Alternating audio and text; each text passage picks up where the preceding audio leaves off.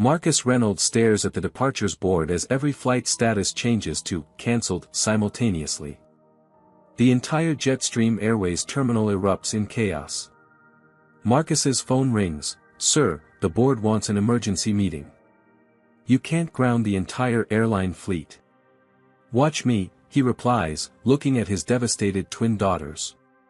Before we dive into this incredible story of power, prejudice, and a father's protective fury, drop a comment letting me know where you're watching from. Hit that like button and subscribe if you want more stories about people standing up against discrimination in unexpected ways. Isaiah Reynolds didn't set out to become an airline CEO. At 47, the brilliant aerospace engineer had spent most of his career designing aircraft systems that made flying safer and more efficient. His reputation for innovation and unwavering standards had catapulted him from head engineer to chief operations officer and finally to chief executive officer of Jetstream Airways, America's fifth-largest airline, in just 8 years. His corner office on the 35th floor of Jetstream Tower in downtown Atlanta offered a panoramic view of Hartsfield-Jackson International Airport. On clear days, he could see Jetstream's distinctive blue and silver jets taking off and landing. Each one carried hundreds of passengers who trusted his company with their lives. It was a responsibility Isaiah never took lightly. "Mr. Reynolds, your wife is online too," his assistant Darren announced through the intercom. Isaiah smiled as he picked up the phone. "Hey, gorgeous." "Don't hey gorgeous me," Zoe Reynolds replied, though Isaiah could hear the smile in her voice. "You promised to be home by 7 for the girls' practice session." Zoe Reynolds was a force to be reckoned with in her own right. At 45, she had built a reputation as one of Atlanta's most formidable civil rights attorneys. The daughter of activists who had marched with Dr. King, Zoe had law in her blood and justice in her bones.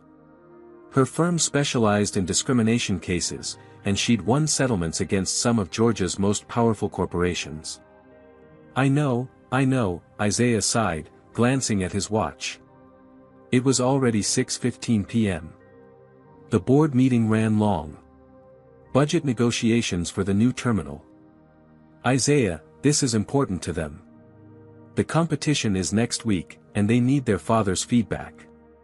The "them" Zoe referred to were their identical twin daughters, Amara and Aaliyah Reynolds. At 17, the girls were their parents' pride and joy, straight-A students at Westlake Preparatory Academy with matching dimples and divergent passions. While they shared an uncanny ability to communicate without words, as many identical twins do, they expressed themselves differently through music. Amara was a gifted violinist, while Aaliyah made the cello sing like a human voice. "I'll be there," Isaiah promised. Nothing's more important than the girls. Their Buckhead home was a showcase of modern architecture nestled among century-old oak trees, 5 bedrooms, a home studio for the twins' practice, and Zoe's carefully curated collection of African-American art. It was far removed from Isaiah's childhood in South Chicago, where his single mother had raised 3 boys in a 2-bedroom apartment. When Isaiah pulled into the driveway that evening, he could already hear the rich harmonies of his daughters practicing. He paused in the foyer, closing his eyes to absorb the music.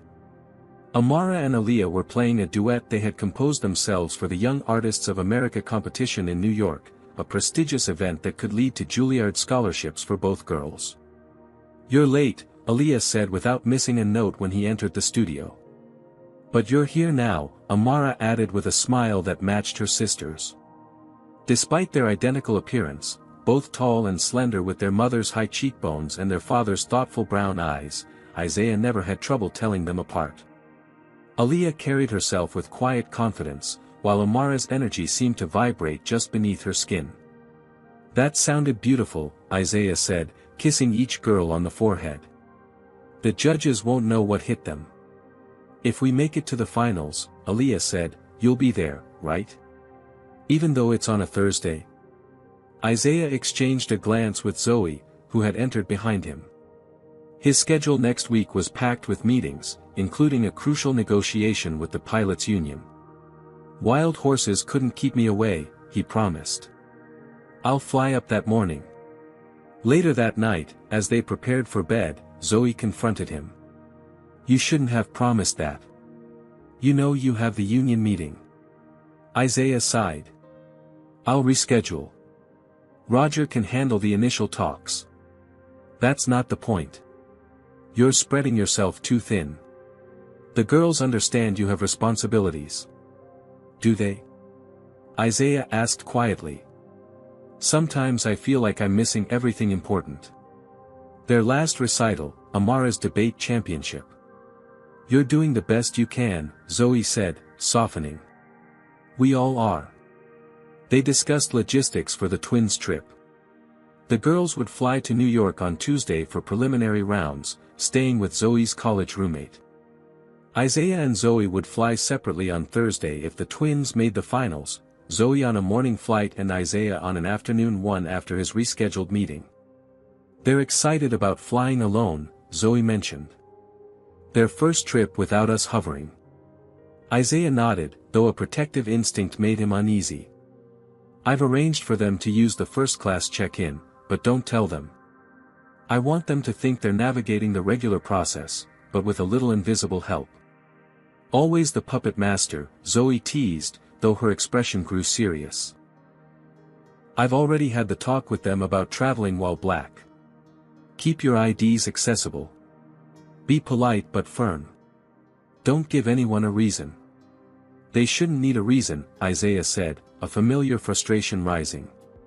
Despite his position and wealth, he knew his family wasn't immune to the prejudice that remained embedded in American society. He'd experienced it himself, even in a suit that cost more than some people's monthly salary. They shouldn't, Zoe agreed, but they do. That's the world we're still living in. As they drifted to sleep, Isaiah made a mental note to call the airline the girls would be flying with, not Jetstream, but Skyroute Airlines, one of their competitors. He knew their CEO, William Anderson, from industry conferences. Perhaps he could ensure his daughters received VIP treatment without them knowing. A quiet courtesy from one executive to another. Little did he know that this simple trip would soon trigger a chain of events that would shake the entire airline industry to its core. The day of the twins' departure dawned bright and clear, a perfect April morning in Atlanta. Sunlight streamed through the blinds in Amara and Aaliyah's shared bedroom as they finished packing their carry-ons. Their larger suitcases, containing their formal performance attire and backup clothing options, had been packed the night before under Zoe's watchful eye. Do you think we need rain jackets? Amara asked, scrolling through the weather forecast on her phone. It says there's a 20% chance of showers in New York on Thursday. Aaliyah zipped her toiletry bag closed and tucked it into a side pocket.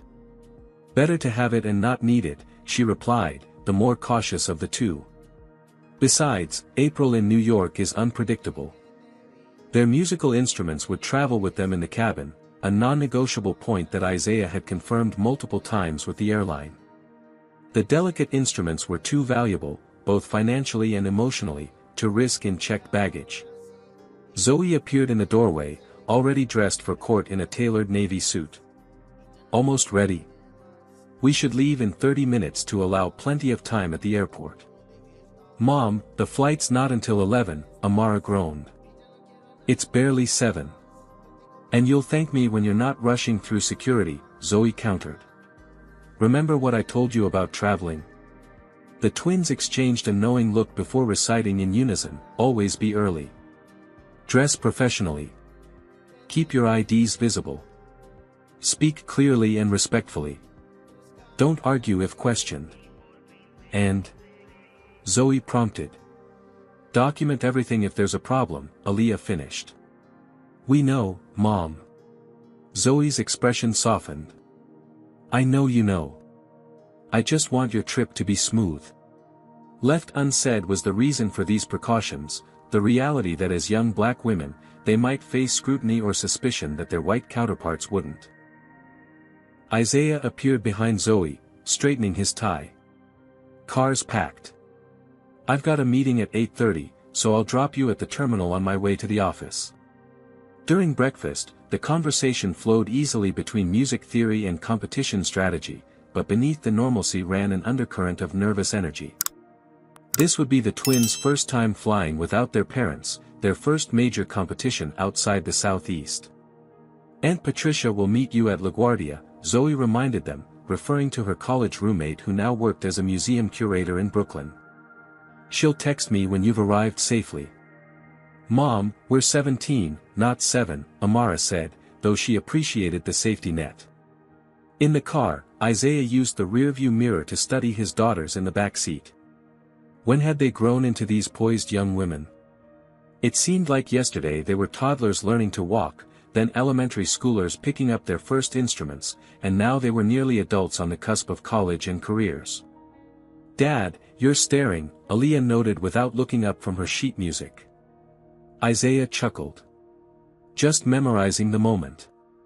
I'm proud of you both, you know that. No matter what happens at this competition. At the departures level of Hartsfield-Jackson, Isaiah pulled up to the SkyRoute Airlines drop-off area. He helped unload their suitcases and instrument cases, then hugged each daughter tightly.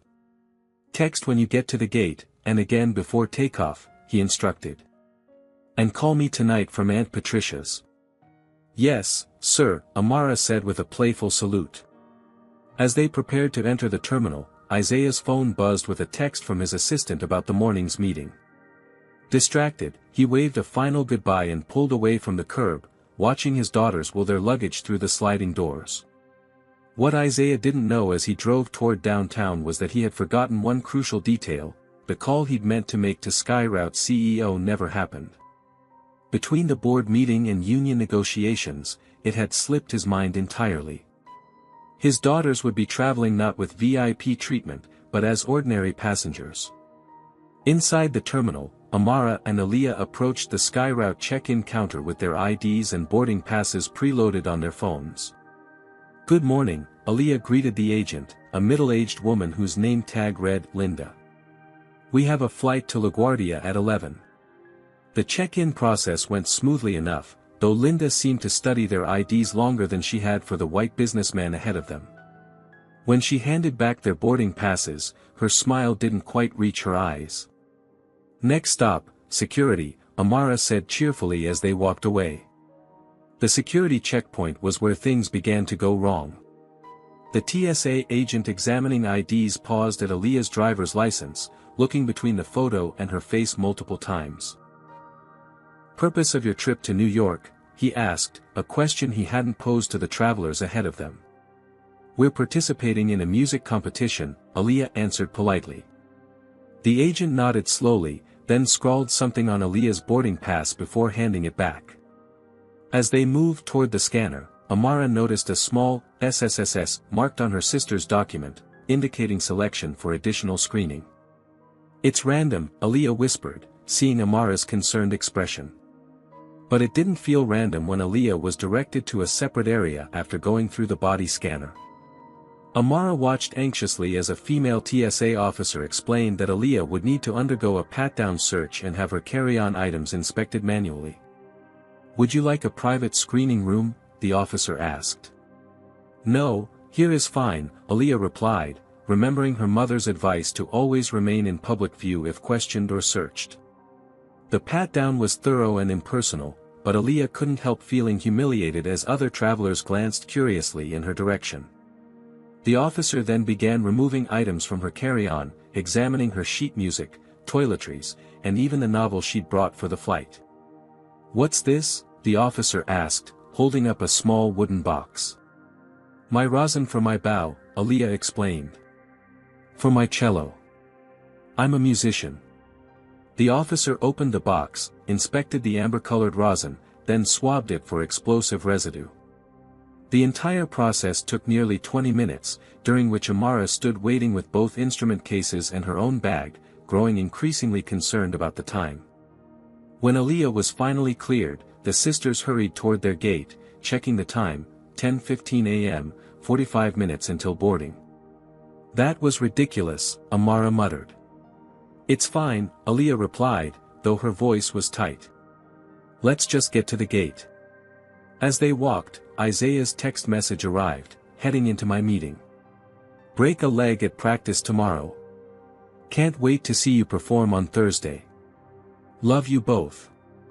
With a mixture of determination and trepidation, the twins approached Gate B-23, where SkyRoute Flight 1482 to New York would soon begin boarding. They had no way of knowing that the true ordeal was just beginning. Airline denies twin black girls boarding. Seconds later, CEO Dad grounds every flight. Gate B-23 buzzed with pre-boarding activity as Amara and Aaliyah arrived. Passengers clustered around the boarding area, some seated, others standing with luggage at the ready. The gate agent, a blonde woman in her mid-30s with Heather Wilson on her name tag, was already making announcements about the boarding process. "We'll begin boarding our priority passengers in just a few minutes," she announced. "Please have your boarding pass and ID ready." The twins found seats near the gate, carefully positioning their instrument cases between them. Aaliyah was still shaken from the security screening, though she tried not to show it. "You okay?" Amara asked quietly. Aaliyah nodded. "Just ready to get on the plane and put this morning behind us." When priority boarding was called, they remained seated, waiting for their group. Soon enough, Group 2 was announced, and they gathered their belongings to join the line. As they approached the gate agent, Amara noticed Heather's smile falter slightly when she looked up at them. It was a subtle change, but one she'd learned to recognize, that brief recalibration some people made when encountering someone who didn't match their expectations. "Boarding passes and IDs, please," Heather requested, her tone professionally neutral. The twins presented their phones with the digital boarding passes and their driver's licenses. Heather looked at Amara's first, comparing the ID to her face with a quick glance before scanning the boarding pass. When she turned to Aaliyah, however, her examination became more thorough. "These IDs look identical," she remarked, looking between the licenses and the girls. "We're identical twins," Amara explained with a polite smile. Heather's eyes narrowed. "The photos are exactly the same." "No, they're not," Aaliyah said. "They were taken on the same day, but they're different photos." Heather studied the IDs again, then handed them back. "One moment, please." She picked up her phone and pressed a button. "Brandon to Gate B-23, please." "Brandon to B-23. The sisters exchanged concerned glances as Heather asked them to step aside, allowing other passengers to continue boarding. A few minutes later, a man in his 40s with thinning hair and a SkyRoute supervisor badge approached. "What's the issue, Heather?" he asked, not acknowledging the twins. "These two have nearly identical IDs," Heather explained in a lowered voice that was still audible to the sisters. "The photos look the same, the information is almost identical. Something doesn't add up." Brandon Mitchell turned to the twins, his expression already set in disbelief. "May I see your identification, please?" Once again, Amara and Aaliyah presented their driver's licenses. Brandon examined them side by side, his frown deepening. "These look suspicious," he stated. "The photos are too similar." "We're identical twins," Aaliyah repeated, her patience beginning to wear thin. "We got our licenses on the same day. Do you have any other identification?" Brandon asked. Amara reached into her backpack and produced their school IDs. "We also have our birth certificates in our luggage." Brandon examined the school IDs with the same skepticism. "These could be fake as well. We can't risk having unauthorized passengers on our aircraft." A small crowd of onlookers had begun to form, some openly watching the confrontation while others pretended to be occupied with their phones. "What exactly are you implying?" Amara asked, her voice steady despite her rising anger. "I'm not implying anything," Brandon replied. "I'm stating that we can't verify your identities with these documents. They could be forgeries." Aaliyah, usually the calmer of the two, stepped forward. "You're suggesting we forged government IDs to, what? Sneak onto a flight we've already paid for? That's absurd." Amara noticed a white couple roughly their age moving through the boarding line without any similar scrutiny. The contrast was stark and infuriating. "I'm going to call our mother," Amara said, pulling out her phone. "She's an attorney." That won't be necessary, Brandon said dismissively. This isn't a legal matter. It's airline policy regarding identification verification. As Amara dialed Zoe's number, she noticed other passengers whispering and some taking out their phones, likely recording the incident. Aaliyah, meanwhile, had begun recording the interaction herself. "Excuse me," an older white woman in the boarding line called out. "Those girls have been waiting here as long as I have. Why are they being questioned like this?" Brandon ignored the comment, focusing instead on Aaliyah's phone. "Recording is not permitted in the boarding area." "There's no sign stating that," Aaliyah replied calmly. "And since you're accusing us of fraud, I think it's appropriate to document this interaction."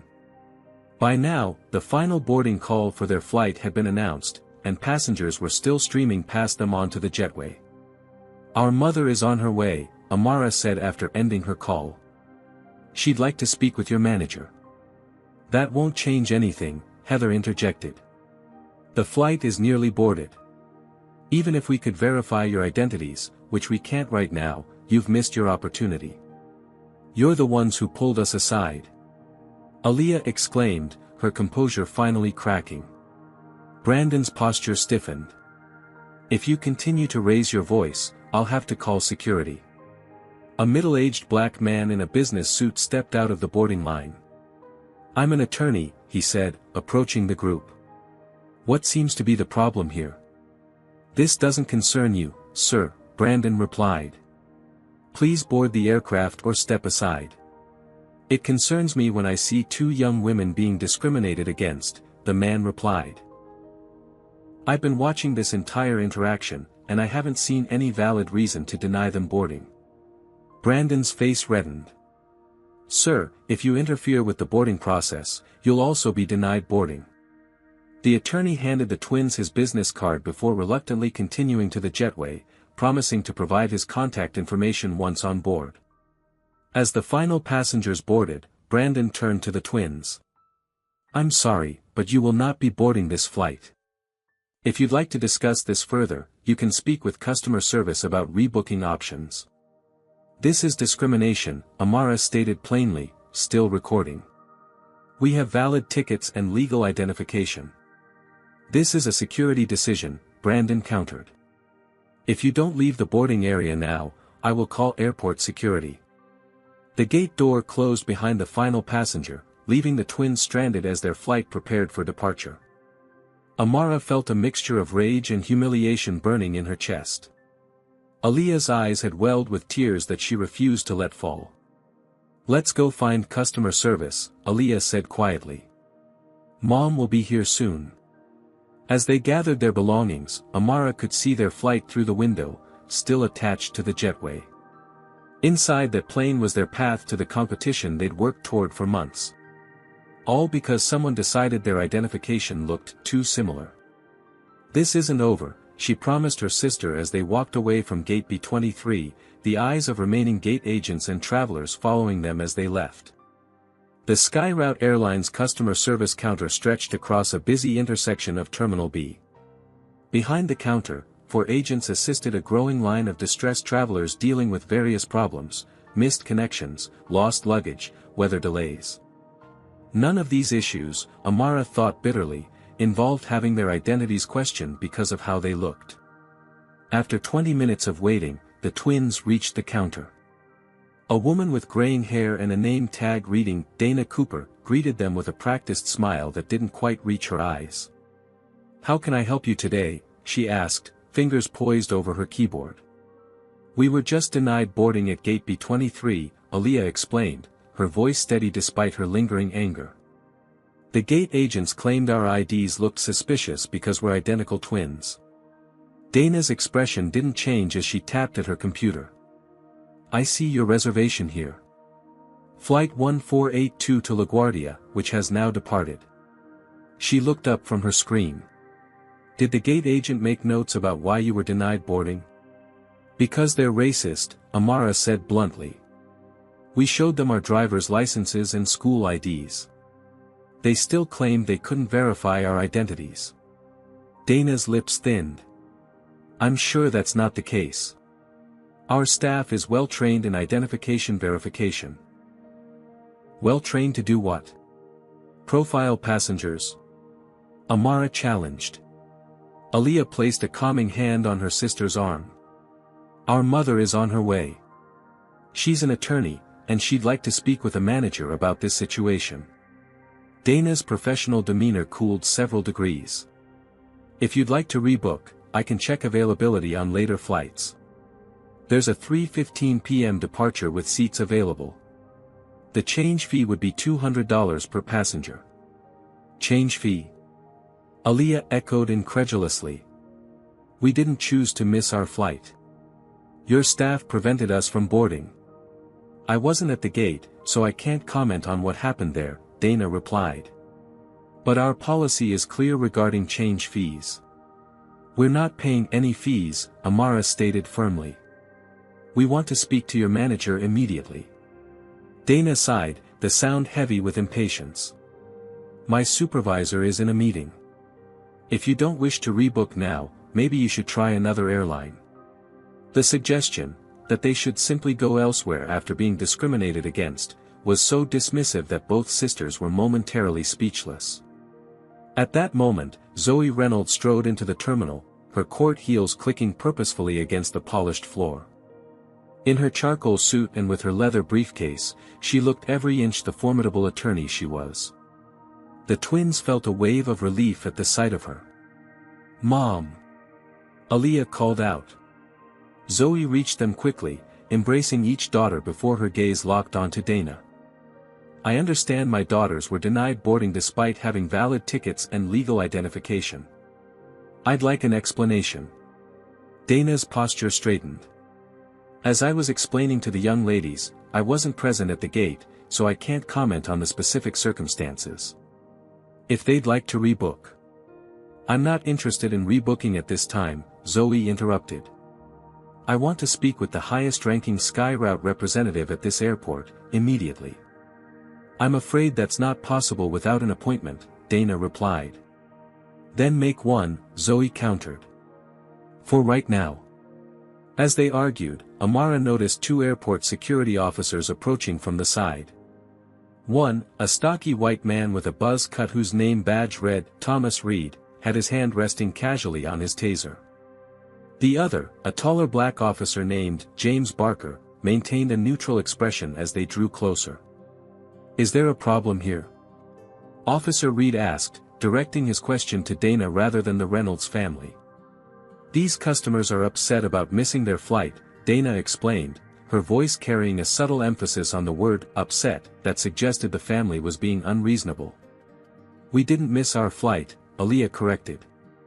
We were prevented from boarding because the gate agents claimed our IDs were suspicious. Zoe turned to face the officers, her expression composed but determined.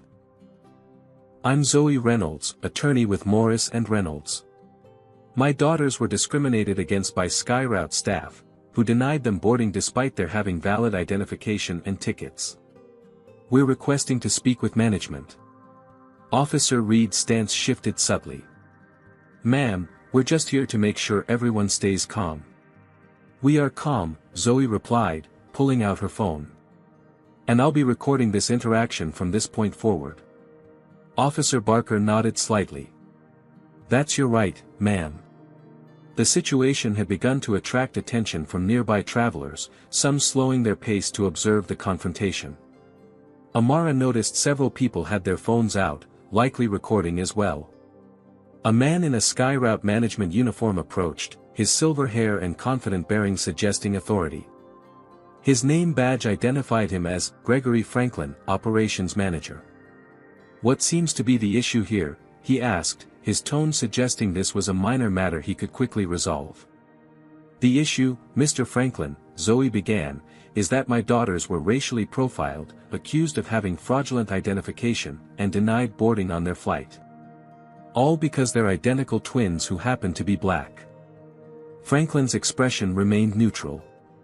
That's a serious accusation, Ms. Reynolds. Attorney Zoe Reynolds.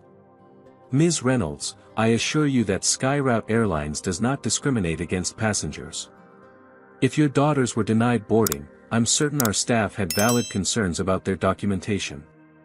What valid concerns could they possibly have had? Zoe challenged. My daughters presented Georgia driver's licenses and school IDs. Perhaps they should have arrived earlier to allow time for proper verification, Franklin suggested, his condescension barely concealed. Our gate agents have to make quick judgments during the boarding process. They arrived with plenty of time, Zoe countered. And those quick judgments seem to disproportionately affect passengers of color. Franklin's expression hardened. I understand you're upset, but I must emphasize that this is not about race. We have protocols for security that apply to all passengers. Then why were white passengers with similar documentation boarding without issue? Amara interjected. Young lady, you can't possibly know what documentation other passengers presented, Franklin replied dismissively. The confrontation was escalating, with more security officers appearing at the periphery of the scene. Travelers had formed a loose semicircle, many openly recording now. Do you find it fair that these young women were denied boarding simply because they're identical twins? Type 1 in the comments if you think the airline was wrong to treat them this way. How would you have reacted in their situation? Hit that like button if you believe we need to keep exposing discrimination like this, and subscribe to see what happens next in this explosive confrontation. Now, the question remains, what will Isaiah do when he discovers what happened to his daughters? Will this powerful CEO father let this injustice stand? And how will the airline respond when they discover who these girls' father is? Stay with us to find out. Isaiah Reynolds sat at the head of the conference table in Jetstream Airways' executive boardroom, surrounded by 12 division heads and vice presidents. Digital screens displayed quarterly financial projections as Chief Financial Officer Roger Williams walked the team through upcoming budget allocations for the new terminal expansion at Denver International Airport. If we accelerate construction on the East Concourse, we could be operational by Q2 next year, Roger was saying. The additional gates would increase our capacity by 17% in the Denver market. Isaiah nodded absently, his mind momentarily drifting to his daughters. They should be at cruising altitude by now, halfway to New York. He made a mental note to text them once the meeting concluded, to make sure they'd arrived safely at their aunt's place.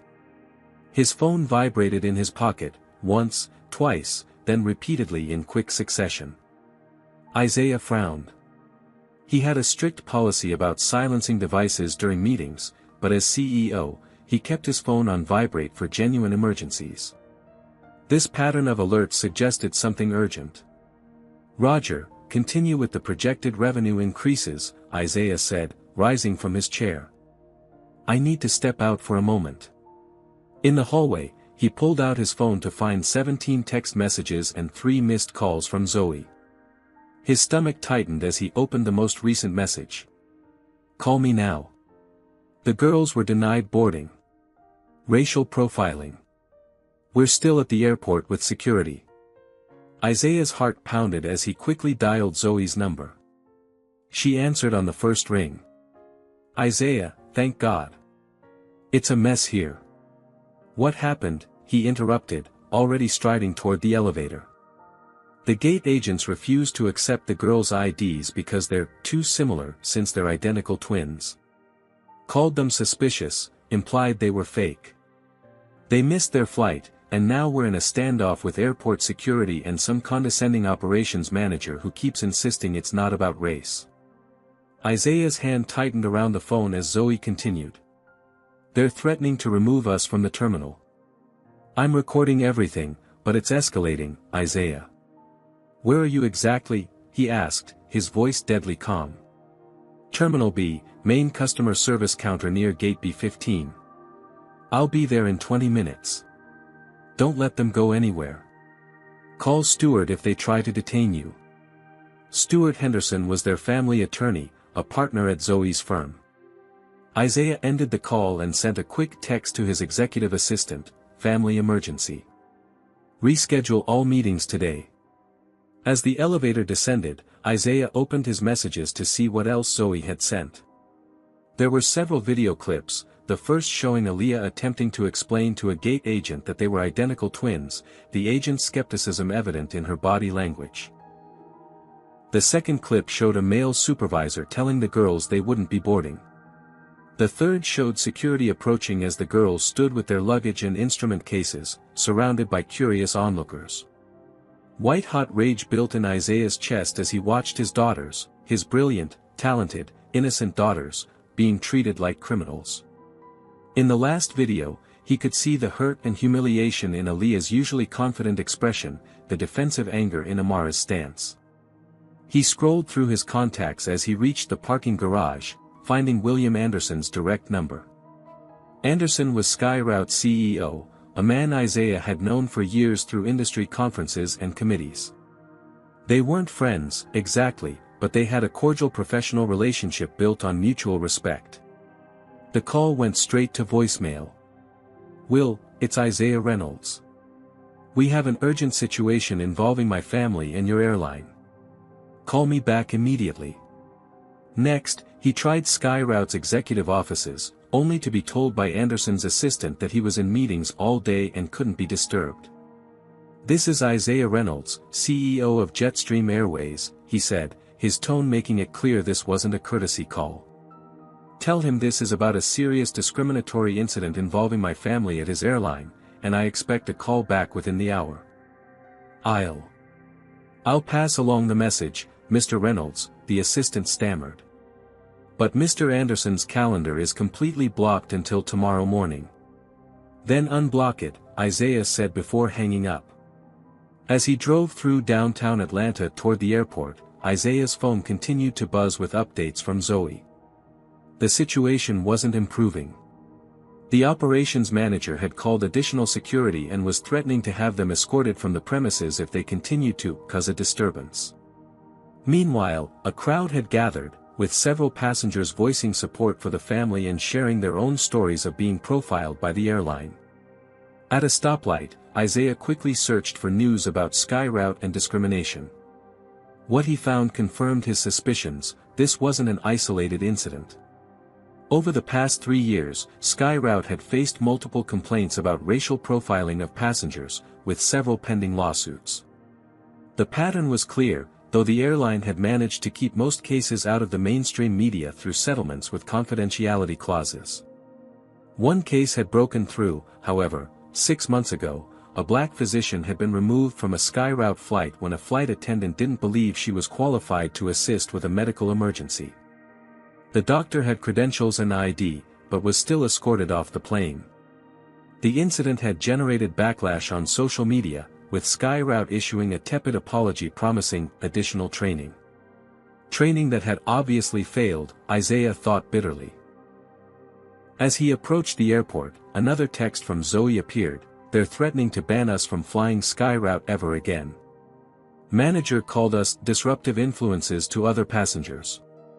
With each passing minute, Isaiah's fury crystallized into something cold and precise. This wasn't just about his daughters anymore. This was about every person who had ever been singled out, questioned, or humiliated because of how they looked. As CEO of a major airline, he had power that most victims of discrimination did not, and he intended to use it. He pulled into the executive parking area of Hartsfield-Jackson, where Jetstream maintained offices and operations centers. Instead of heading directly to Terminal B, he took the elevator to Jetstream's Airport Command Center on the 4th floor. The command center was the nerve center of Jetstream's daily operations, a large room with wall-to-wall screens displaying every flight in their network, weather patterns, and key performance metrics. Controllers and dispatchers monitored systems and communicated with aircraft and ground crews across the country. "Mr. Reynolds," the shift supervisor said in surprise as Isaiah entered. "We weren't expecting you today." "Karen, I need to initiate Operation Crosswind," Isaiah said without preamble. Karen's eyes widened. Operation Crosswind was Jetstream's emergency protocol for systemic threats, used only 3 times in the company's history, and never during Isaiah's tenure as CEO. It gave him direct operational control over the entire airline, bypassing normal chains of command. "Sir, that requires board notification and..." I'm aware of the protocols, Isaiah interrupted. Send the notification. Authorization code Reynolds Alpha 973. Karen nodded and began typing commands into her terminal. System will require secondary authentication from another executive. Isaiah already had his phone out, calling his COO. Marcus, I'm initiating crosswind. I need your authentication code immediately. He listened briefly. I'll explain everything later. For now, I need your code. After receiving the code and completing the authentication, Isaiah turned to the room of now silent controllers. I'm heading to Terminal B to deal with a situation involving my family. Keep crosswind protocols active until my direct order to stand down. As he left the command center, his phone rang. Roger Williams, the CFO, he'd left mid-presentation. Isaiah, what the hell is going on? We just received crosswind notifications. My daughters were racially profiled and denied boarding on SkyRoute, Isaiah explained, his voice clipped. Their CEO won't take my call. I'm handling it. A pause. Jesus. Are the girls okay? They will be. What do you need from the team? Isaiah stepped into the elevator. Be ready. When this hits the media, our response needs to be immediate and unequivocal.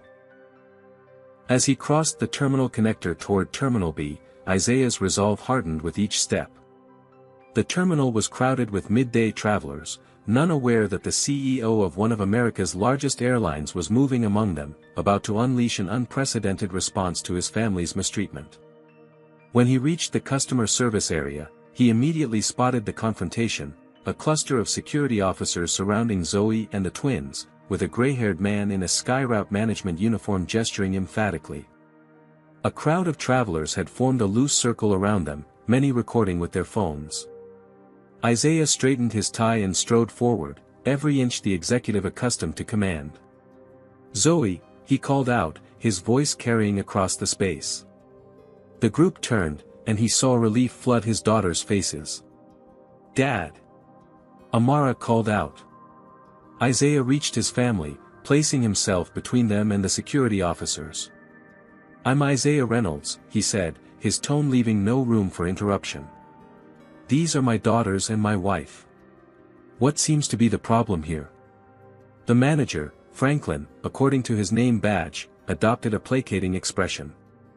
Mr. Reynolds, your family has been causing a disruption after missing their flight. We've been trying to resolve the situation. They didn't miss their flight, Isaiah corrected coldly. They were denied boarding after your staff questioned the validity of their identification because they're identical twins. Tell me, Mr. Franklin, does SkyRoute make a habit of accusing passengers of fraud based on their appearance? Franklin blinked, clearly recalibrating his approach. Sir, I assure you this has nothing to do with race. Isaiah finished. Then perhaps you can explain why my daughters were singled out while other passengers boarded without issue? Franklin glanced at the growing crowd of onlookers. Perhaps we could discuss this somewhere more private. No, Isaiah said firmly. Discrimination thrives in privacy. We'll address this right here. One of the security officers stepped forward. Sir, we need to de-escalate this situation. Isaiah fixed him with a steady gaze. I agree. The simplest way to do that is for Mr. Franklin to apologize to my daughters and book them on the next flight to New York, without fees, in first class, with appropriate compensation for their distress and missed rehearsal time. Franklin's expression hardened. That won't be possible. Your family has been disruptive, and we're within our rights to deny them service. I see, Isaiah said quietly. He turned to the crowd. My name is Isaiah Reynolds. I'm the CEO of Jetstream Airways. A murmur ran through the onlookers. Several pulled out their phones, recognizing the name. For those recording, please continue, Isaiah said. This is what institutional racism looks like in the airline industry. My daughters, honor students, musicians on their way to a national competition, were denied boarding because their identification was deemed suspicious. Their crime? Being identical twins who happened to be black. He turned back to Franklin, whose face had drained of color as he realized who he was dealing with. "Mr. Franklin, since your CEO won't take my calls, I'll send a message he can't ignore." Isaiah pulled out his phone and dialed the command center. "Karen, this is Reynolds. Implement Crosswind Phase 2. Ground all flights. Immediately." Franklin's eyes widened in disbelief. "You can't be serious." Isaiah ended the call and looked the manager directly in the eyes. "Watch me." Around them, the departure boards began to update, flight after flight changing to "cancelled" in angry red letters. The terminal erupted in chaos as announcements began to play across the airport public address system. "Attention passengers, all Jetstream Airways flights have been temporarily suspended. Please stand by for further information." Isaiah's phone rang again, this time displaying William Anderson's name. "Now he calls," Isaiah muttered, declining the call. Franklin was ashen. "You've grounded your entire airline over this?"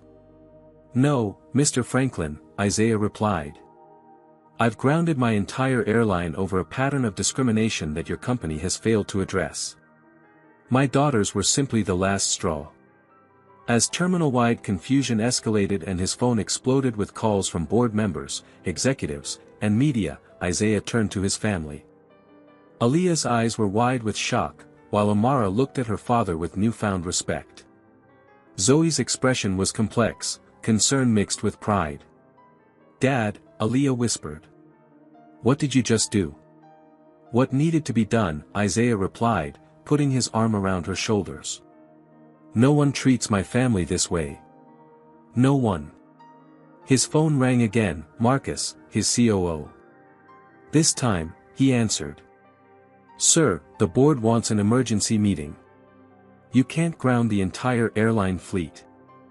Isaiah looked at his daughters' faces, at the lingering hurt and humiliation in their eyes, and made his decision. "Watch me," he replied, ending the call. The Jetstream company car screeched to a halt in the executive parking area of Hartsfield-Jackson International Airport. Isaiah Reynolds exited the vehicle in one fluid motion, already dialing numbers on his phone as he strode toward Terminal B. His normally meticulous appearance was slightly disheveled, tie loosened, a fine sheen of sweat on his forehead from the Atlanta heat. "Marcus, I need you to implement the emergency protocols we discussed last quarter," Isaiah said into the phone, his voice leaving no room for debate. "Yes, all of them. Authorization code Reynolds Delta 729. Marcus Thornton, Jetstream's chief operations officer and Isaiah's right-hand man for the past 5 years, hesitated on the other end of the line. "Isaiah, this is unprecedented. The board will." "The board doesn't run day-to-day operations, Marcus. I do. And right now, I'm telling you to initiate Operation Crosswind. Full spectrum." Operation Crosswind was Jetstream's classified emergency protocol, designed for scenarios ranging from terrorist threats to natural disasters that might require immediate grounding of the entire fleet. It had never been deployed for a situation like this. "Consider it done," Marcus finally replied. "But the financial implications will be my responsibility," Isaiah finished. "Get it done. Now." As he ended the call, Isaiah was already dialing Sharon Blackwell, Jetstream's chief legal officer. "Sharon, I need you to prepare for significant media coverage and potential legal action.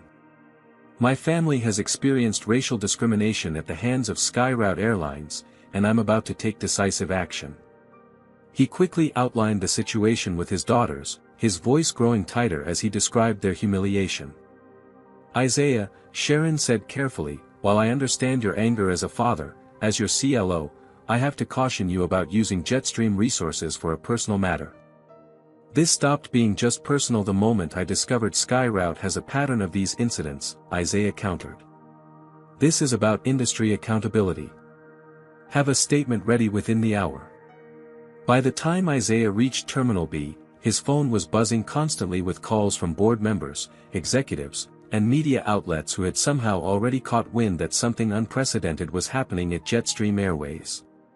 He could hear the chaos before he saw it, raised voices, confused announcements over the PA system, the collective distress of thousands of travelers suddenly finding their plans derailed. The departures board told the story, flight after flight labeled, "Cancelled," in angry red letters. Isaiah spotted his family immediately, Zoe standing protectively between their daughters and a group of security officers, her attorney posture in full effect. Amara was filming the confrontation on her phone while Aaliyah clutched her cello case, her expression a mixture of anxiety and anger. A circle of onlookers had formed around them, many with phones raised to capture the confrontation. Good, Isaiah thought. Let there be witnesses. Zoe, he called out, his voice cutting through the noise. Relief washed over his wife's face as she turned. Isaiah, thank God. He reached his family and immediately assessed the situation. 5 airport security officers formed a loose semicircle around them, while a gray-haired man in a SkyRoute management uniform was mid-sentence, finger pointing accusatorily at Zoe. Cannot have this kind of disruption in our terminal. If you continue, we'll have no choice but to. To what, exactly? Isaiah interrupted, stepping between the man and his family. The manager turned, irritation flashing across his features before registering Isaiah's tailored suit and commanding presence. Sir, this doesn't concern. I'm Isaiah Reynolds, he said, his voice level but carrying the unmistakable weight of authority. These are my daughters, who were denied boarding on your airline despite having valid identification and tickets. And you are. The man straightened, adjusting his posture. Gregory Franklin, operations manager for SkyRoute Airlines at Hartsfield-Jackson. Well, Mr. Franklin, it seems we have a situation that requires immediate resolution, Isaiah said. My daughters were racially profiled by your staff, accused of presenting fraudulent identification because they're identical twins, and denied boarding on a flight to a music competition that could determine their academic futures. Franklin's expression shifted subtly, the first flicker of recognition at Isaiah's name, followed quickly by professionally manufactured concern.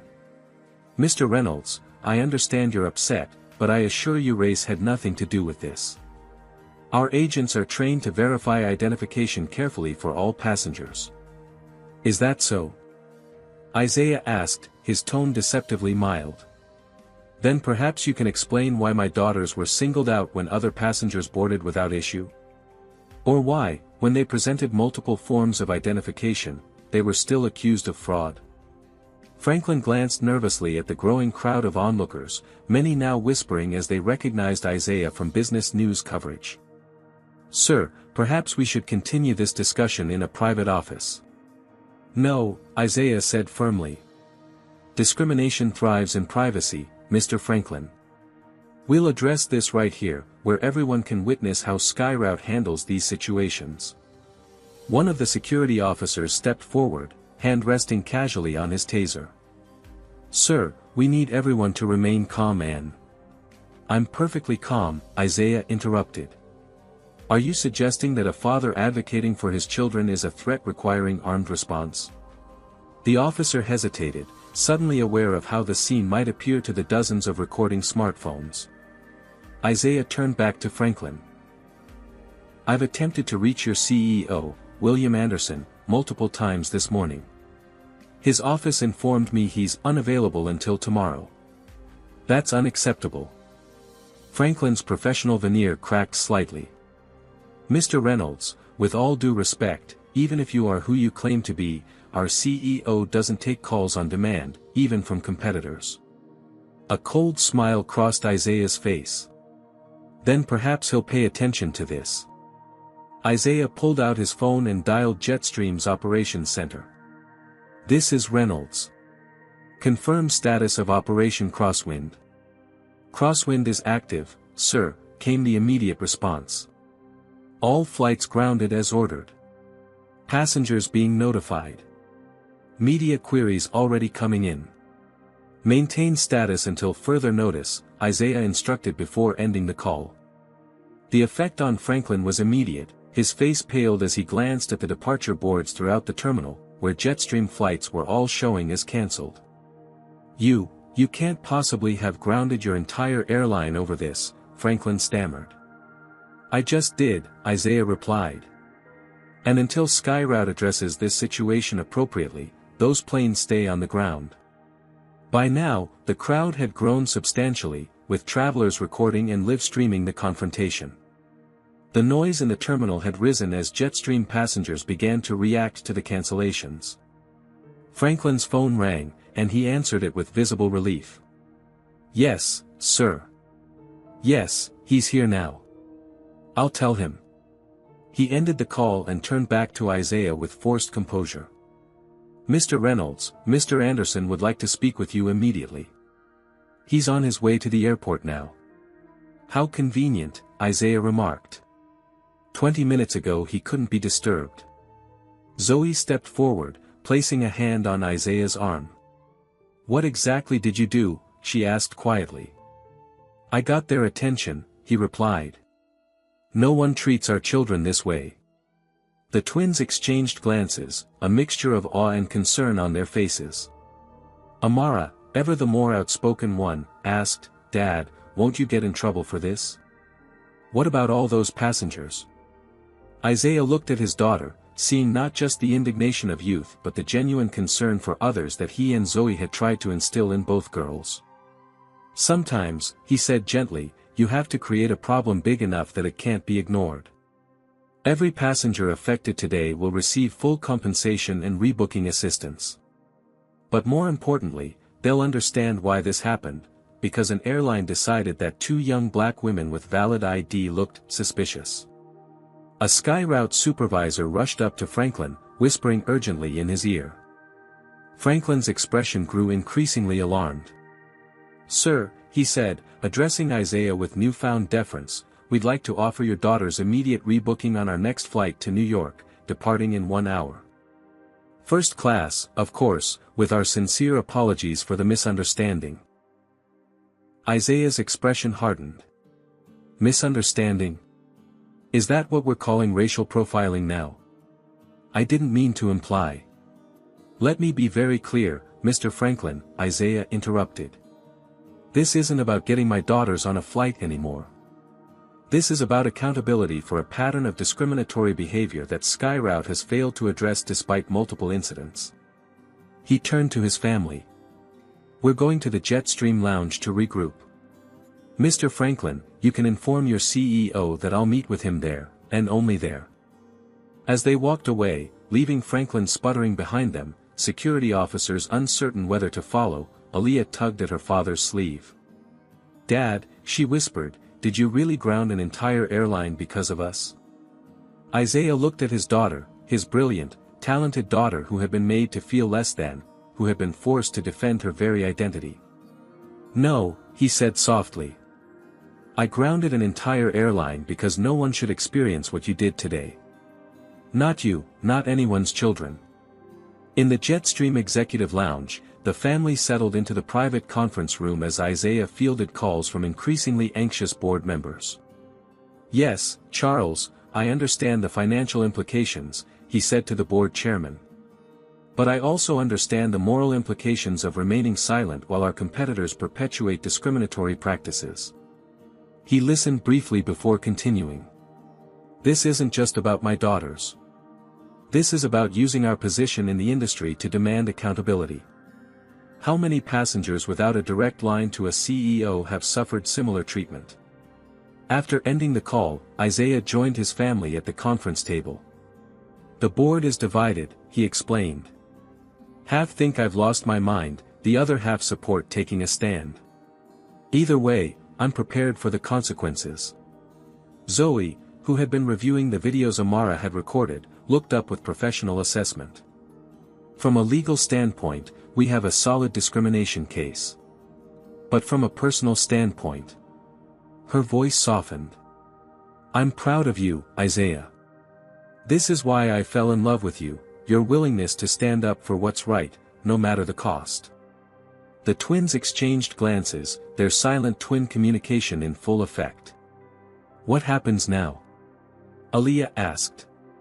Now, Isaiah said, checking his watch, We wait for William Anderson to realize that this isn't going away with a first-class upgrade and an insincere apology. He didn't have to wait long. Within 20 minutes, the lounge attendant announced that William Anderson, CEO of SkyRoute Airlines, was requesting entrance. "Send him in," Isaiah instructed. Anderson entered alone, a calculated move, Isaiah recognized. No entourage, no lawyers, just CEO to CEO. "Isaiah," Anderson began, extending his hand. "This has escalated unnecessarily." Isaiah didn't accept the handshake. "Has it, Will? Or has it escalated exactly as needed to address an issue your airline has repeatedly swept under the rug?" Anderson's smile faltered. "If there was a misunderstanding with your daughter's identification." "There was no misunderstanding," Zoe interrupted. "Your staff saw two young black women with similar appearances and immediately assumed fraud, despite multiple forms of valid ID. We have it all on video, including comments from your gate agent that were clearly discriminatory." Anderson glanced at the twins, then back to Isaiah. "Look, I'm sorry your daughters had an unpleasant experience. We can certainly provide compensation, upgrade them to first class for their rebooked flight." "You still don't get it," Isaiah said, his voice dangerously quiet. "This isn't about compensation or upgrades. This is about a pattern of behavior that SkyRoute has failed to address despite multiple similar incidents over the past 3 years." Anderson's expression shifted from conciliatory to defensive. "If you're referring to the incident with Dr. Simmons last year, that situation was entirely different and was resolved to everyone's satisfaction." "Was it?" Isaiah challenged. "Or did you just pay her enough to go away quietly? How many NDAs has SkyRoute issued to cover up discriminatory incidents, Will?" The color drained from Anderson's face.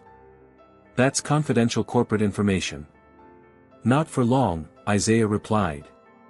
"Not with the media attention this is already generating. #Jetstream standstill is trending on Twitter, and people are asking why.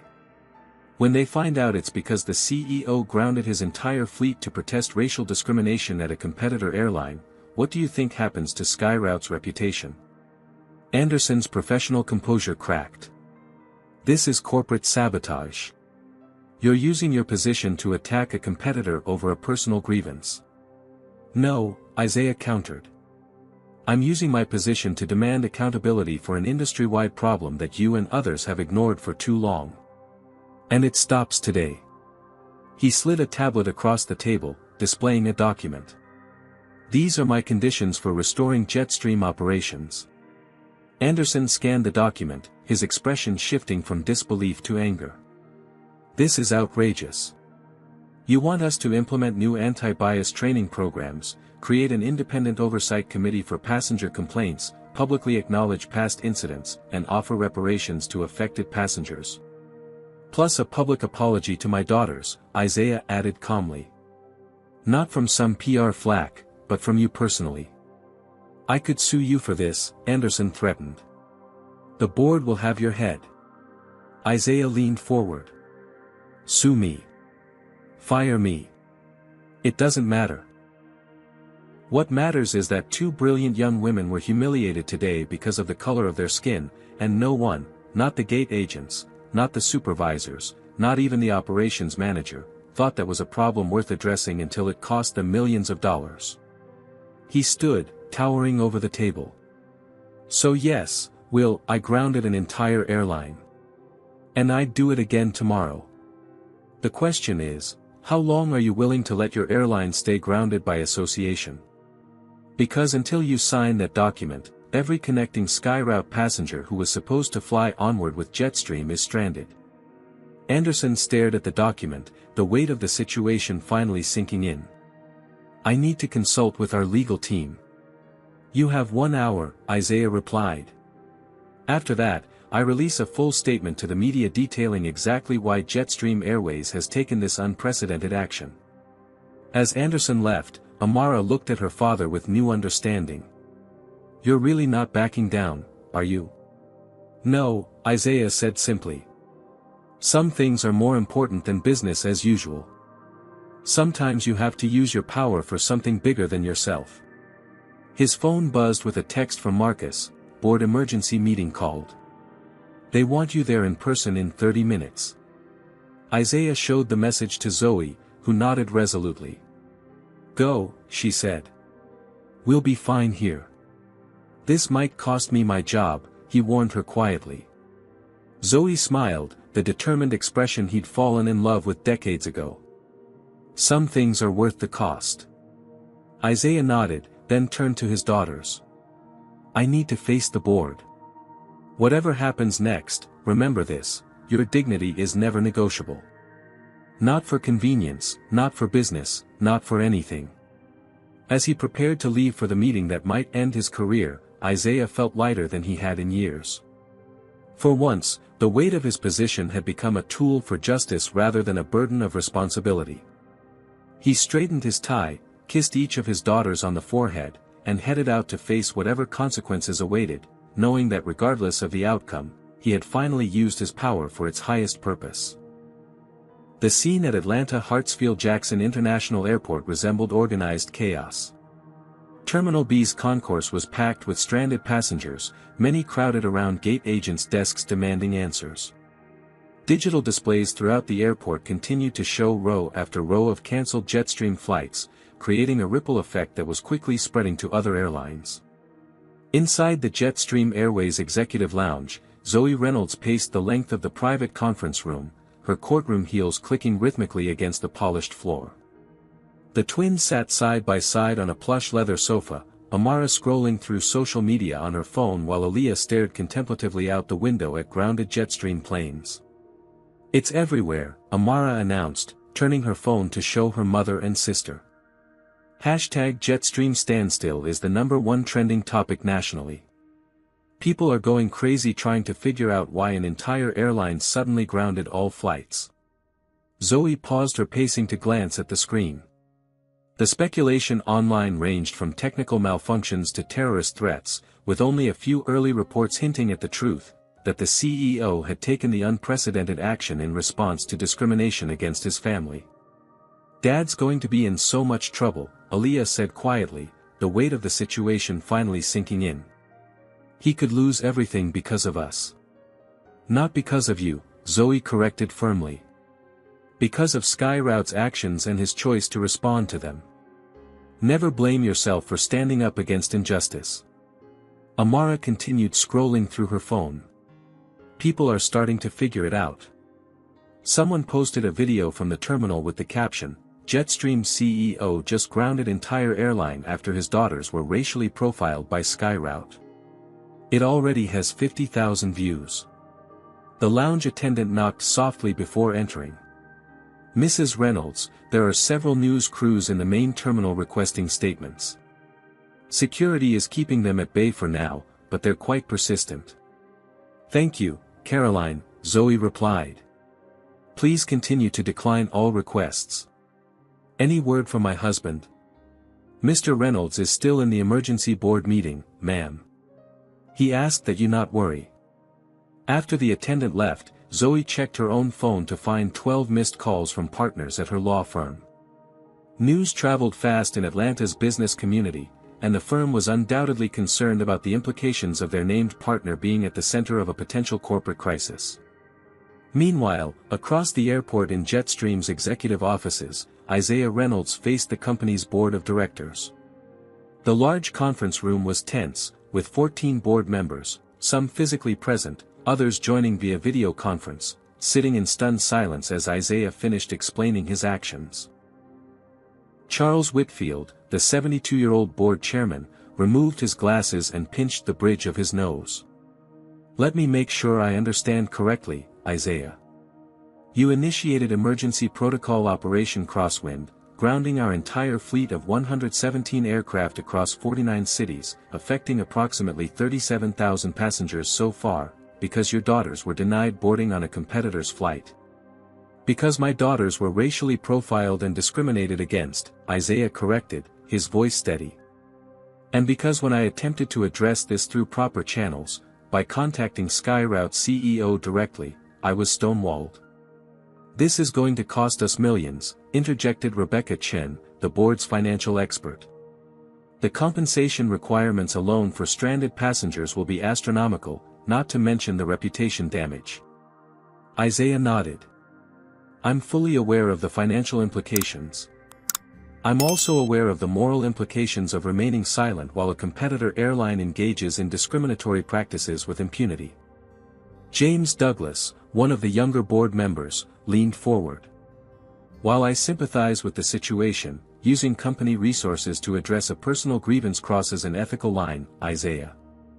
The shareholders entrusted me with this company because of my judgment," Isaiah interrupted. "My judgment tells me that taking a stand against discrimination isn't just morally right, it's good business. Passengers choose airlines based on trust.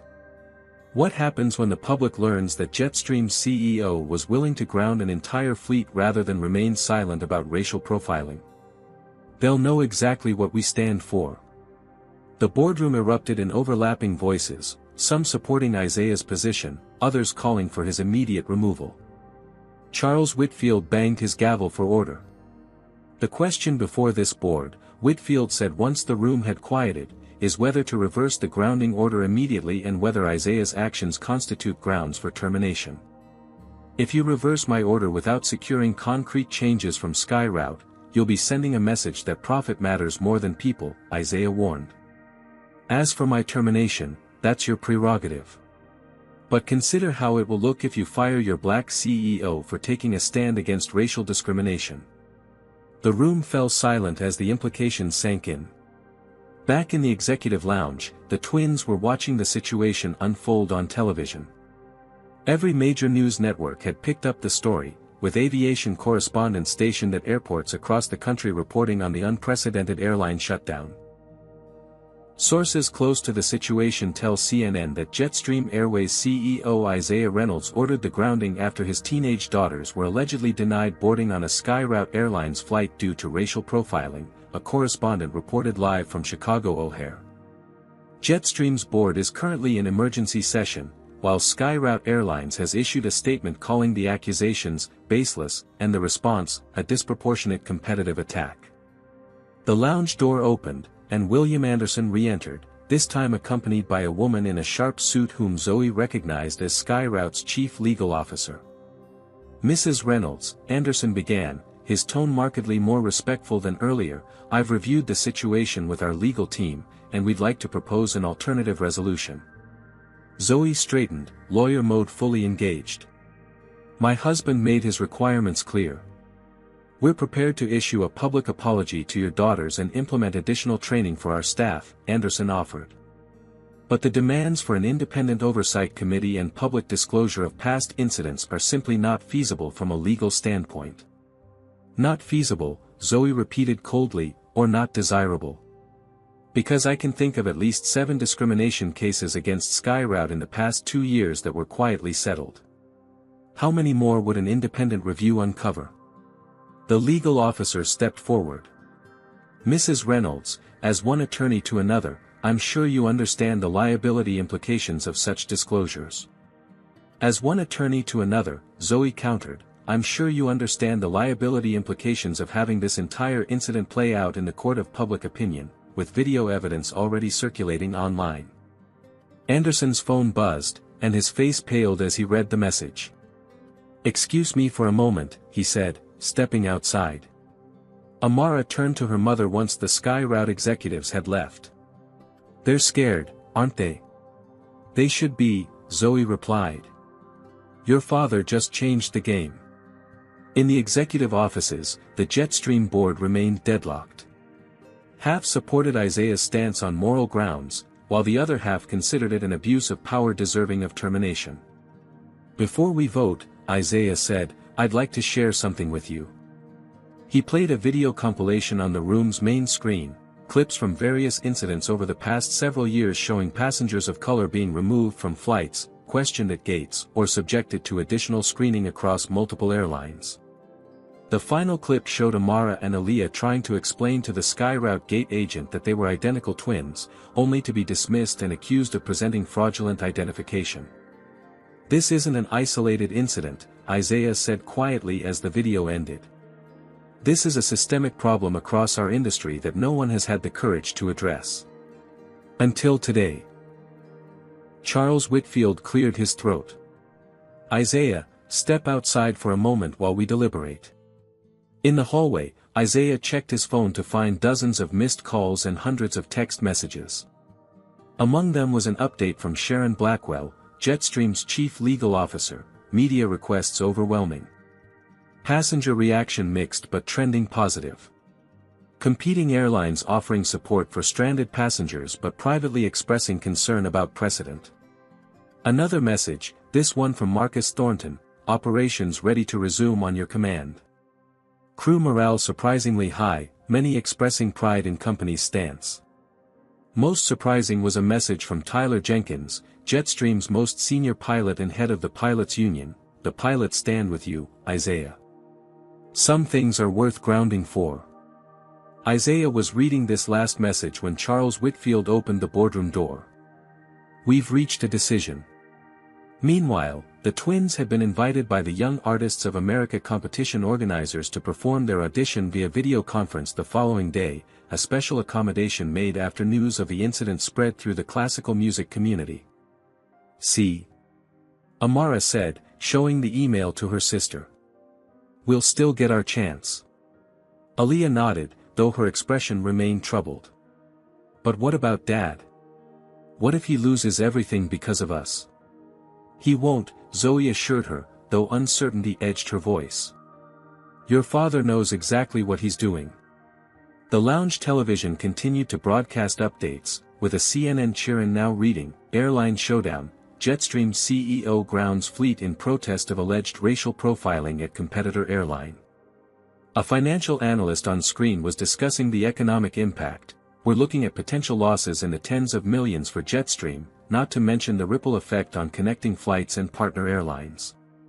This kind of operational decision is unprecedented in the industry."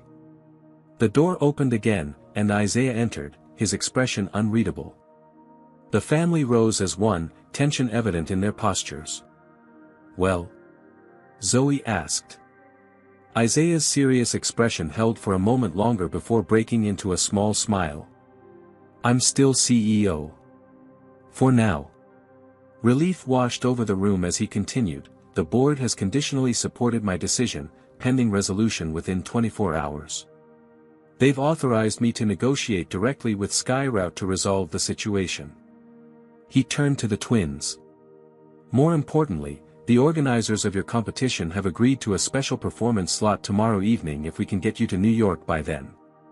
"We know," Amara said, holding up her phone. "They emailed us." Isaiah's phone rang, William Anderson again.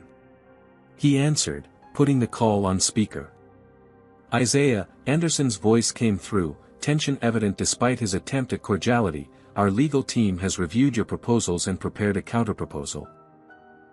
We'd like to discuss terms for resolving this situation immediately." "I'll meet you in the main conference room in 15 minutes, Isaiah replied before ending the call. He turned to his family. "This isn't over yet, but we've got their attention." "What happens now?" Aaliyah asked. Isaiah's expression hardened with determination. "Now we make sure this never happens to anyone else's daughters." As news helicopters circled overhead and social media exploded with commentary, the Reynolds family prepared for the next phase of a confrontation that had escalated from a denied boarding to an industry-wide reckoning. Beyond the airport's walls, a national conversation about race, power, and accountability was taking shape, sparked by two talented teenagers who simply wanted to board a plane with their violins and cellos. The aftermath was just beginning. The Jetstream Airways executive boardroom, typically a sanctuary of corporate decorum, had transformed into a battleground of competing interests. On one side sat Isaiah Reynolds and his executive team, on the other, William Anderson flanked by SkyRoute's chief legal officer and public relations director. The polished mahogany table between them might as well have been a demilitarized zone. "Let's be clear about what's happening here," Isaiah began, his voice measured but firm. "This isn't a negotiation between competitors. This is a reckoning for an industry that has allowed discriminatory practices to persist unchallenged for too long. Anderson shifted uncomfortably. Isaiah, while we acknowledge there may have been a misunderstanding with your daughters. Stop right there, Isaiah interrupted. What happened to my daughters wasn't a misunderstanding. It was the latest in a pattern of incidents that SkyRoute has systematically downplayed, settled quietly, or dismissed entirely. He slid a tablet across the table. On the screen was a meticulously organized spreadsheet documenting 27 discrimination complaints against SkyRoute over the past 3 years, complete with details that should have been confidential. Where did you get this information? Anderson demanded, his face paling. Does it matter? Isaiah countered. What matters is that each of these incidents represents a real person who was humiliated, dismissed, or demeaned because of how they looked. And in each case, SkyRoute's response was to offer compensation with confidentiality clauses rather than address the root problem. The SkyRoute legal officer leaned forward. Mr. Reynolds, I must caution you that if this information was obtained improperly. Sharon, Isaiah interrupted, nodding toward Jetstream's chief legal officer, has verified the legality of our evidence gathering. But again, you're focusing on the wrong issue. The problem isn't how we know about these incidents. The problem is that they happened at all. In the executive lounge, the Reynolds family watched a live news broadcast as commentators debated the unprecedented situation. What we're witnessing is either a remarkable act of corporate courage or an egregious abuse of power, said a silver-haired analyst on CNN. The question is whether Isaiah Reynolds is using his position appropriately to combat discrimination or weaponizing his company in a personal vendetta. A second analyst, a black woman with decades of experience in corporate governance, countered, when we talk about using privilege to be an ally, this is exactly what that looks like. Reynolds has power that most victims of discrimination don't have, and he's using it to force accountability. Amara turned to her mother. Do you think this will actually change anything? Zoe considered the question carefully. Change rarely comes without pressure, especially when it threatens established systems. Your father is applying pressure in a way no one can ignore. Back in the boardroom, negotiations had turned tense. These demands are simply not reasonable, Anderson insisted. An independent oversight committee with power to review passenger complaints. Public acknowledgement of past incidents. Training programs designed by external civil rights organizations. You're asking us to admit liability and invite lawsuits. Isaiah leaned back in his chair, unmoved. I'm asking you to do better. And I'm using the only leverage that seems to get through to corporations, financial consequence. The door opened, and Charles Whitfield, Jetstream's board chairman, entered unexpectedly. The room fell silent as the elderly man took a seat beside Isaiah. I've been listening to the broadcast coverage, Whitfield said, his distinguished voice carrying the weight of his 40 years in the industry. And I've been reading passenger reactions online. Mr. Anderson, I was initially opposed to Isaiah's actions today. I thought them impulsive and disproportionate. He paused, adjusting his glasses. But I've changed my mind. The stories emerging online, not just about your airline, but about all airlines including our own, reveal a problem that's been ignored for too long. So I'm here to inform you that the Jetstream board has voted to support Isaiah's position. Our planes remain grounded until meaningful change is promised and guaranteed. Anderson's expression hardened. This is corporate blackmail. No, Whitfield corrected. This is corporate accountability. There's a difference. In the hours that followed, the standoff captured America's attention. #Airline sit-in began trending alongside #Jetstream standstill as passengers at airports across the country shared their own experiences with discrimination. In the Jetstream lounge, the twins watched their social media accounts explode with messages of support from fellow musicians, classmates, and strangers who had faced similar treatment. Aaliyah, look at this, Amara said, showing her sister a message from the director of Juilliard's pre-college program. They want to offer us both audition slots next month, regardless of how the competition turns out. Aaliyah read the message, her eyes widening. Is this happening because of Dad? Because of the publicity? Does it matter? Amara asked. We've worked for this our whole lives. It does matter, Aaliyah insisted. I want to be judged on my music, not because my father grounded an airline for us. Zoe overheard the exchange and sat between her daughters. Life isn't always fair about how opportunities come our way. What matters is what we do with them. As evening fell, Isaiah returned to the lounge, exhaustion evident in the lines of his face but determination still burning in his eyes. Anderson's agreed to most of our terms, he announced. SkyRoute will implement a comprehensive anti-bias training program, establish an independent review process for discrimination complaints, and make a public apology to you both.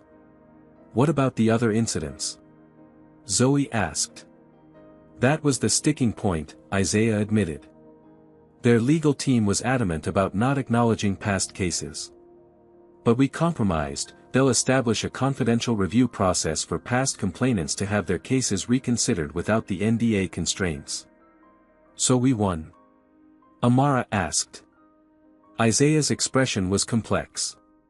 We made progress. Real change takes time, but this is a start.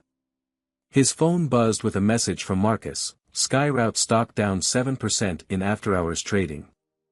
Our passengers showing overwhelming support online. Board wants public statement within the hour. What happens now? Aaliyah asked. Now, Isaiah said, we try to get you to New York for that competition. I've arranged for the Jetstream corporate jet to take us tonight. Zoe raised an eyebrow. That's not exactly keeping a low profile. No, Isaiah agreed with a tired smile. But I've spent my career being careful, measured, strategic. Today taught me sometimes you need to make a statement. Meanwhile, in airports across the country, Jetstream employees were showing unexpected solidarity. Gate agents wore black armbands in silent support. Pilots and flight attendants shared social media posts with the hashtag #IStandWithReynolds. The company's internal communication channels filled with messages from staff sharing their own experiences with racism and discrimination both as employees and passengers. As news of the settlement spread, Jetstream's command center prepared to resume operations. The first flights to be restored would be those carrying connecting SkyRoute passengers, a deliberate choice that Isaiah had insisted upon as a show of good faith. That evening, a joint press conference was held in the international terminal. William Anderson, visibly uncomfortable but professionally composed, delivered the agreed-upon statement. SkyRoute Airlines acknowledges that incidents occurred which did not reflect our commitment to equal treatment of all passengers. We apologize specifically to Amara and Aaliyah Reynolds for their experience this morning, and we commit to implementing comprehensive changes to ensure such incidents do not recur. Isaiah followed with his own statement. Jetstream Airways will resume normal operations beginning at 8 p.m. tonight. We took this extraordinary action not out of corporate rivalry but out of a belief that our industry must do better. To our passengers affected by today's disruption, we offer our sincere apologies and full compensation. Sometimes standing up for what's right requires sacrifice from everyone. As reporters shouted questions, Isaiah held up a hand. The most important thing I did today wasn't as a CEO, but as a father. I showed my daughters that their dignity is never negotiable, and that sometimes you must use whatever power you have to stand up against injustice, not just for yourself, but for everyone who doesn't have the same platform. Later that night, as the Reynolds family boarded the corporate jet bound for New York, Isaiah received a message from Whitfield, emergency board meeting scheduled for tomorrow morning. Your presence required. Consequences will be discussed. Are you going to lose your job? Aaliyah asked quietly when she saw her father's expression change. Isaiah put his arm around her shoulders. Maybe. But some things are worth more than a job title. Like what? She pressed. He looked at his daughters, brilliant, talented young women who would soon make their own way in an imperfect world. Like knowing that when it mattered most, I didn't stay silent. Like showing you both that sometimes, you have to be willing to risk everything for what's right. As the jet lifted into the night sky, Isaiah knew tomorrow would bring its own challenges. The board might indeed remove him. Shareholders might sue. His career might never recover. But watching his daughters whisper together about their upcoming performance, seeing the pride in Zoe's eyes as she looked at him across the aisle, he felt something he hadn't experienced in years of corporate climbing, the absolute certainty that he had done the right thing, regardless of the cost. The reckoning had only just begun, not just for SkyRoute, but for an entire industry that would now face unprecedented scrutiny. Whatever came next, Isaiah Reynolds had changed the conversation forever. 3 months after what the media had dubbed the Jetstream standoff, Isaiah Reynolds stood by the floor-to-ceiling windows of his office, watching planes take off and land at Hartsfield-Jackson International Airport. The view was the same as it had been for years, but everything else had changed. The silver nameplate on his desk still read Isaiah Reynolds, Chief Executive Officer, but the addition of Executive Oversight Committee approved engraved beneath it served as a daily reminder of the compromise that had kept him in his position. The board had ultimately decided against termination, partly due to public pressure, partly due to employee solidarity, and partly due to the uncomfortable truth that Isaiah's stand had resonated with millions. The terms of his continued leadership included the formation of a special committee to review any non-standard operational decisions, corporate speak for ensuring he couldn't ground the fleet again without approval. Isaiah had accepted the oversight without complaint. He'd made his point. A gentle knock on the door drew his attention as his assistant entered. "Sir, your wife is on line 1. She says the girls just finished their dress rehearsal at Carnegie Hall." Isaiah smiled, genuine warmth replacing his contemplative expression. "Thank you, Darren." He picked up the phone. "How did it go?" Zoe's voice came through, vibrant with pride. "They were magnificent. The acoustics in that hall make their duet sound like an entire orchestra. The director said they're the highlight of tomorrow's showcase." 3 months ago, after their delayed arrival in New York, Amara and Aaliyah had performed their competition piece via video conference for the judges of the Young Artists of America. Despite the unusual circumstances, or perhaps because of the focused intensity the ordeal had inspired, they had placed first in the strings category. The resulting media attention had caught the ear of a Carnegie Hall director, who had invited them to perform in a special showcase of young talent. It was an honor rarely extended to musicians their age. "I'll be on the evening flight," Isaiah assured Zoe. "Nothing will keep me from being there tomorrow." "The Oversight Committee approved?" Zoe asked, only half joking. Isaiah chuckled. "I'm taking personal time. Even they can't object to that." After ending the call, Isaiah turned his attention to the tablet on his desk displaying the day's industry news. The headline that had been dominating aviation coverage for the past week read, "SkyRoute Airlines announces major leadership changes amid restructuring." Following the incident with the Reynolds twins, SkyRoute had faced intense scrutiny from the media, passengers, and eventually shareholders. The promised anti-bias training and independent review process had been implemented, but they proved to be just the beginning of the company's transformation. William Anderson had resigned to pursue other opportunities, the corporate euphemism for being forced out.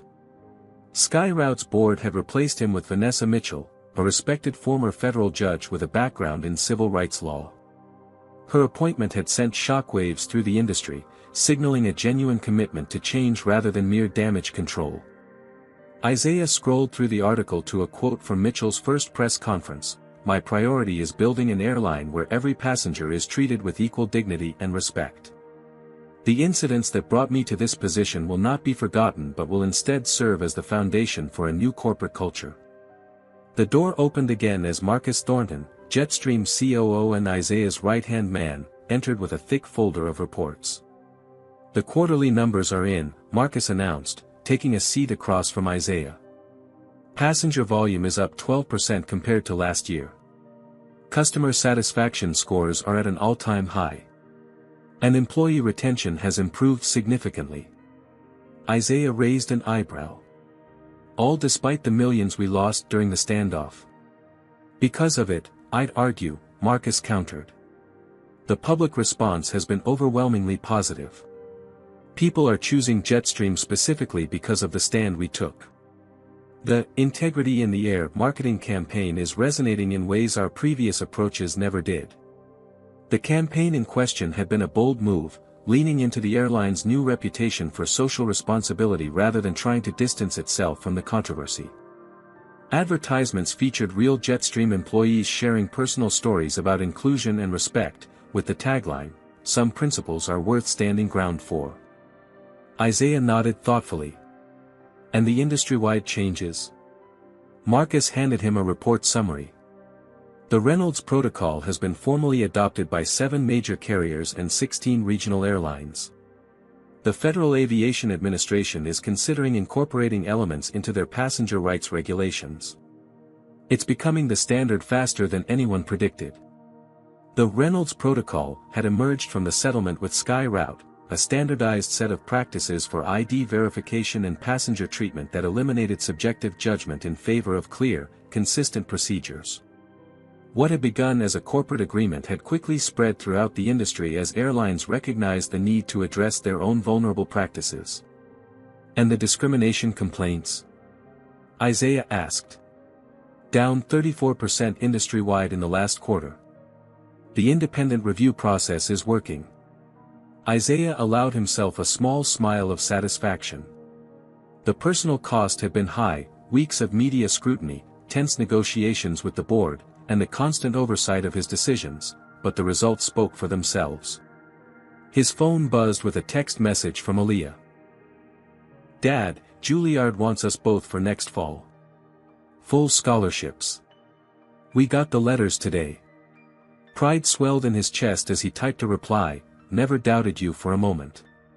We'll celebrate tomorrow." The twins' performance at the competition had indeed caught Juilliard's attention, but it was their subsequent auditions that had secured their places. They had earned their success through talent and dedication, regardless of the unusual circumstances that had brought them into the spotlight. That evening, as Isaiah prepared to leave for his flight to New York, Sharon Blackwell, Jetstream's chief legal officer, stopped by his office.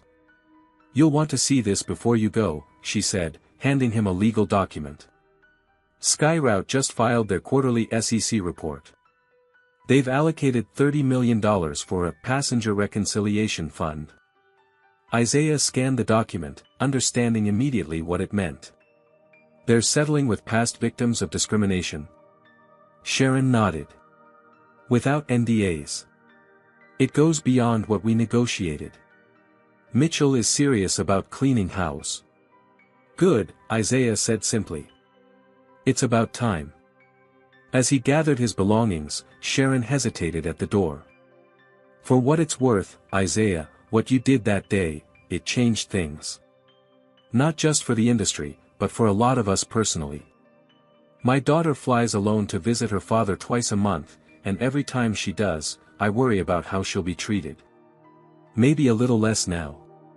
The personal acknowledgement from his typically reserved colleague caught Isaiah off guard. "I just did what any parent would do." "No," Sharon countered. "You did what someone with power should do. There's a difference." On the flight to New York that evening, Isaiah found himself reflecting on the past 3 months. The corporate fallout had been significant but manageable. The personal impact had been more profound. His relationship with the twins had deepened. They saw their father not just as a successful executive but as someone willing to risk everything to stand up for them. For Amara, always the more outspoken of the two, it had reinforced her natural inclination toward advocacy. For Aaliyah, it had awakened a quiet confidence that had transformed her music. Zoe met him at LaGuardia, the terminal bustling with evening travelers. The girls wanted to come, but they're resting their fingers before tomorrow's performance, she explained as they walked to the parking garage. "How are they really doing?" Isaiah asked. "With all of this?" Zoe considered the question thoughtfully. "They're processing it in different ways.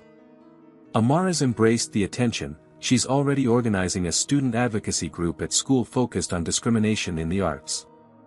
Aaliyah's more reflective. She told me yesterday that she finally understands why I became a civil rights attorney.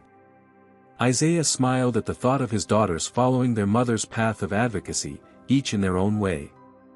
"And you?" Zoe asked. "Any regrets?" Isaiah thought about the oversight committee, the board tensions, the weeks of sleepless nights negotiating the company's future. "Not one," he said with absolute certainty. The next evening, Carnegie Hall's stern auditorium glowed with warm light as the young artists' showcase prepared to begin. Isaiah and Zoe sat in the front row, programs open to the page listing Amara and Aaliyah Reynolds performing their original composition, Inflection Point.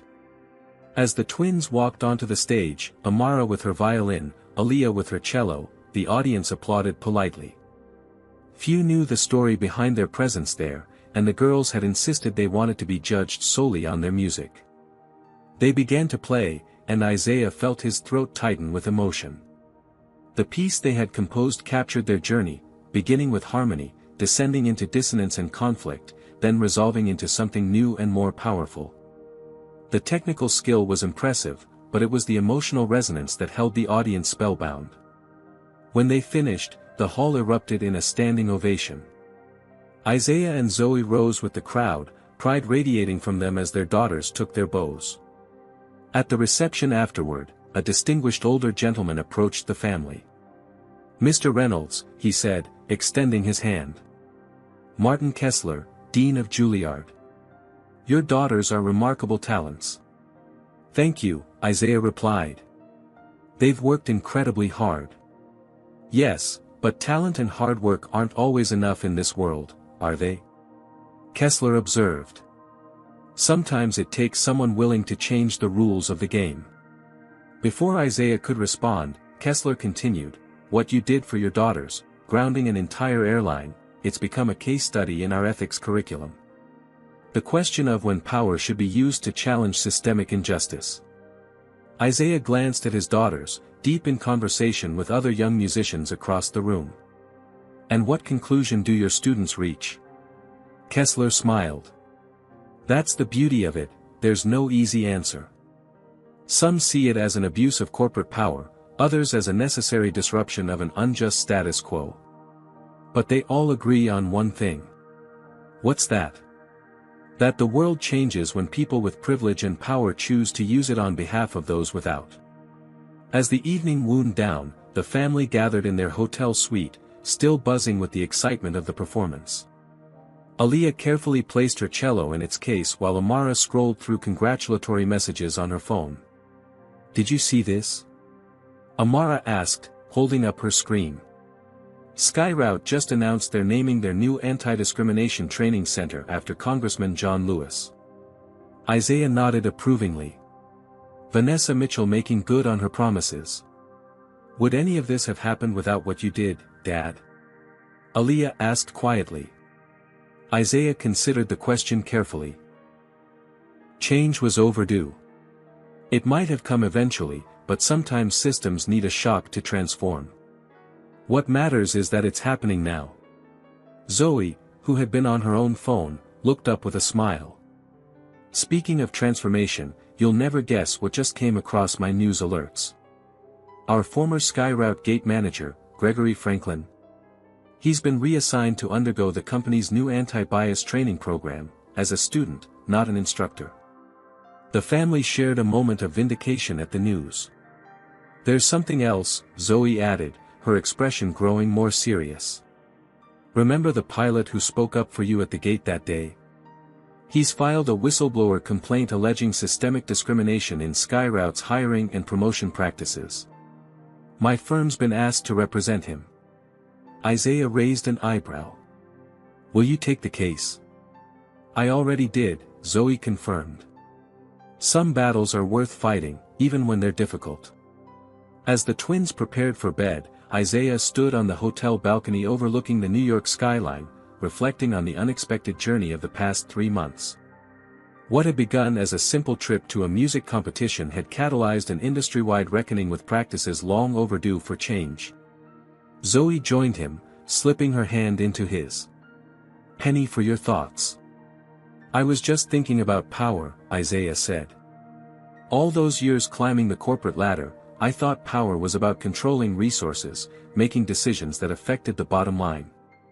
And now? Zoe prompted. Now I understand that real power is about when you choose to use it, and why. He squeezed her hand. I'm proud of our girls. Not just for their music, but for who they're becoming. Through the glass doors, they could see Amara and Aaliyah sitting on one of the beds, heads bent together over a new composition they were discussing, their futures bright with possibility. They'll carry this forward in their own way, Zoe observed. That's the real legacy. Isaiah nodded, knowing that beyond the policy changes and corporate reforms, the most significant outcome of the past 3 months was what his daughters had learned about standing up for what's right, a lesson worth more than any title or position he could ever hold. What would you do if you witnessed discrimination? Would you have the courage to stand up like Isaiah did? Share your thoughts in the comments.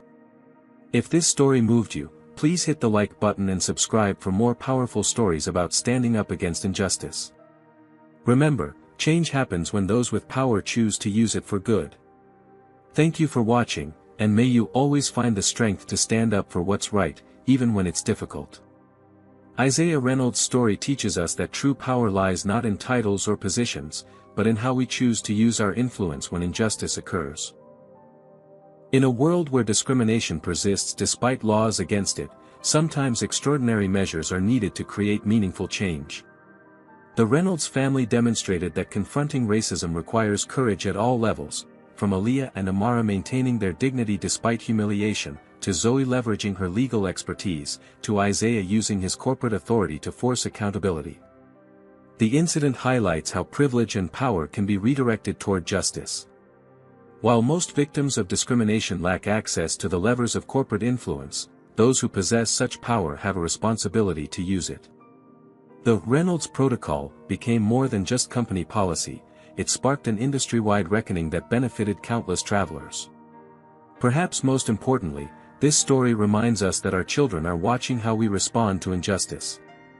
By refusing to accept discrimination against his daughters, Isaiah taught them that their dignity is non-negotiable, a lesson more valuable than any executive title or corporate success. What would you do if you witnessed discrimination at an airport, restaurant, or store? Would you have the courage to speak up? Share your thoughts in the comments below. If this story about standing against racism resonated with you, please hit that like button and subscribe to our channel for more powerful stories of resilience and justice. Don't forget to share this video with someone who needs to hear this message today.